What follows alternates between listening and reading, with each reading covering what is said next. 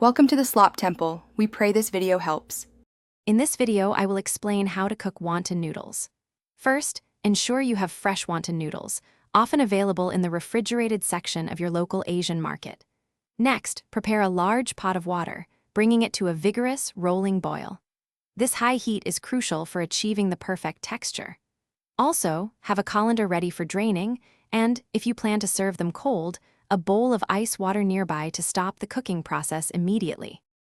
Once your water is at a strong, rolling boil, carefully add the wonton noodles. Stir them gently with chopsticks or tongs to ensure they don't clump together or stick to the bottom of the pot. These delicate noodles cook very quickly, typically in just 1 to 2 minutes. You'll know they're ready when they float to the surface and are perfectly al dente, offering a slight chew without being mushy. Be careful not to overcook them. As soon as your wonton noodles are cooked to perfection, immediately transfer them to a colander to drain. It's essential to rinse them thoroughly under cold running water. This step removes any excess starch, which prevents the noodles from sticking together and becoming gummy. If you're serving them hot, a quick rinse is fine.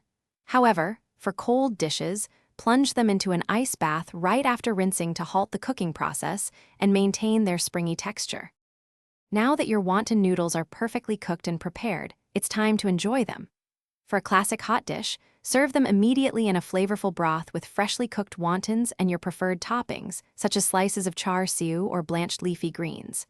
If you're opting for a cold preparation, toss them with a light, savory sauce, a drizzle of sesame oil, and garnishes like chopped scallions or shredded chicken. Enjoy your delicious, homemade wonton noodles. Thanks for watching. Consider subscribing if we helped you.